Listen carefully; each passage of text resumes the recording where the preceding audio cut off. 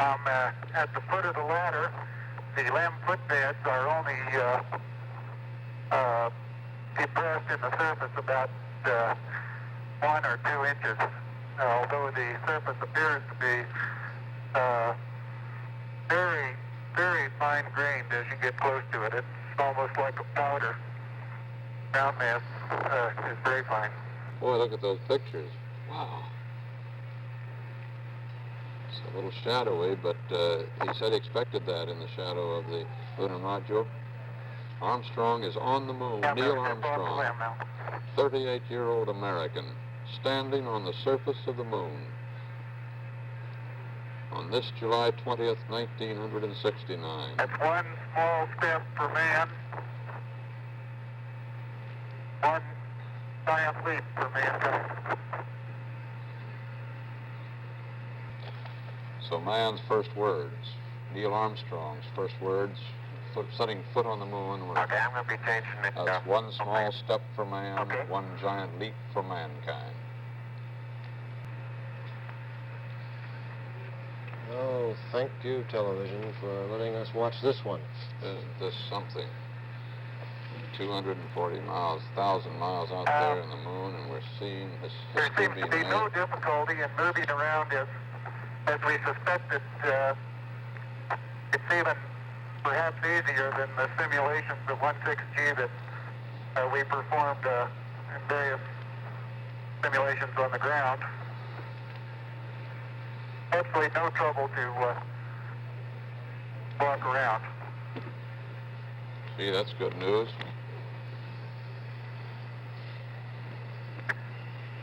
The descent engine did not leave a crater of any size. It has about 1 foot clearance on the ground. We're essentially on a very level place here. I can see some evidence of rays emanating from the descent engine, but very insignificant amount.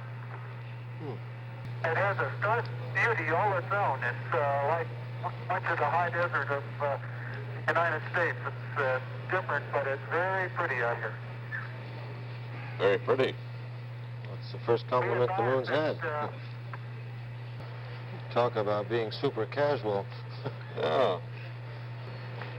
Boy, it looks like fun, doesn't it? Hope it doesn't get too casual. All right, that's got it. Are you ready? All set.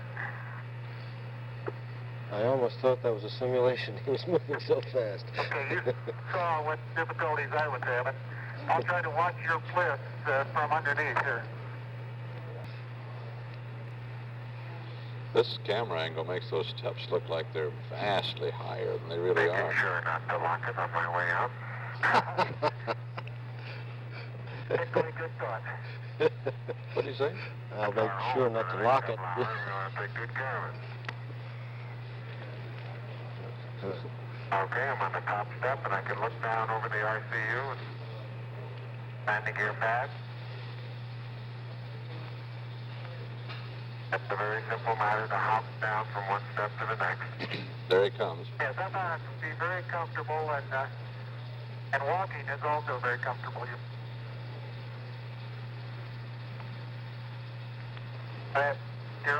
You've got 3 more steps and then a long one. Watch that last step.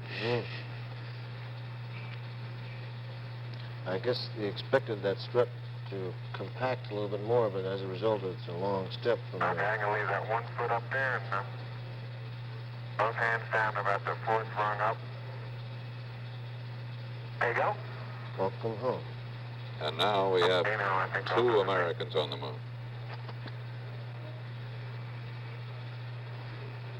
A little more. About another inch. There you got it. That's a good step. Yep.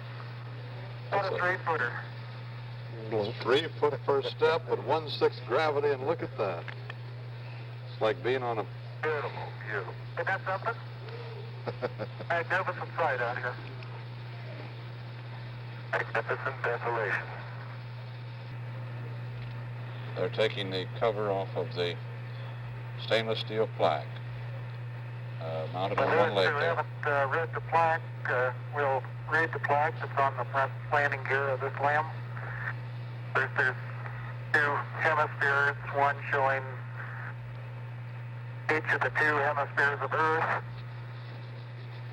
Underneath it says, "Dear men from the planet Earth, first set foot upon the moon, July 1969 AD. It came in peace for all mankind." It has the crew members' signatures and the signature of the President of the United States. Looks like you're just casually walking. Make a mark, Houston. Roger, forward. I sure hope there's no area in this world that's blacked out from television right now. Well, there is. Russia and the Soviet and Red China. It's a shame, isn't it, to think of it?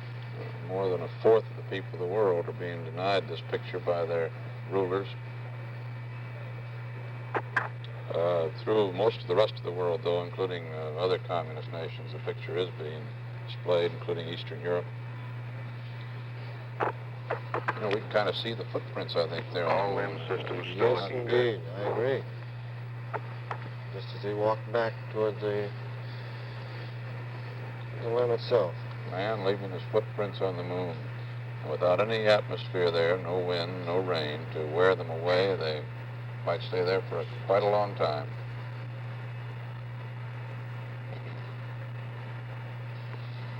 This is Armstrong, Jan Armstrong in Houston, said it for all of us. He said, "I can't believe it. I can't believe it." There it is, a U.S. flag on the surface of the moon. Yes, indeed. They've got the flag up now, and you can see the stars and stripes on the lunar surface. Beautiful, just beautiful. That flag is on a frame. There is no wind to hold it out like that, of course. It's a 3x5 flag, and it's got a frame of its own to hold it out. All right, you do have to be rather careful to keep track of where your center of mass is. Sometimes it takes about 2 or 3 spaces to make sure that you've got your feet underneath you. Look at the powder come up there. Look at the... And about 2 or 3 or maybe 4 easy paces can bring you to a fairly smooth stop. We're going to get pretty frisky up there. Direction. Like a football player, you just have to put out to the beautiful. side, cut a little bit.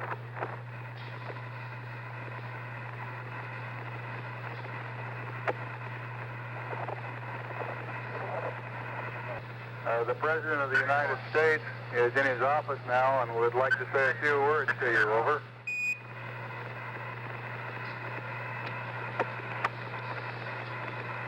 That would be an honor. Go ahead, Mr. President. This is Houston out. Hello, Neil and Buzz. I'm talking to you by telephone from the Oval Room at the White House. And this certainly has to be the most historic telephone call ever made from the White House. I just can't tell you how proud we all are of what you have done. For every American, this has to be the proudest day of our lives. And for people all over the world, I am sure that they too join with Americans in recognizing what an immense feat this is. Because of what you have done, the heavens have become a part of man's world. And as you talk to us from the Sea of Tranquility, it inspires us to redouble our efforts to bring peace and tranquility to earth. For one priceless moment in the whole history of man, all the people on this earth are truly one. One in their pride in what you have done, and one in our prayers that you will return safely to earth.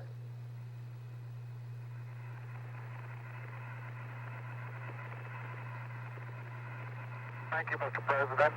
It's a great honor and privilege for us to be here representing not only the United States, but men of peace of all nations, and with interest and a curiosity, and with a vision for the future.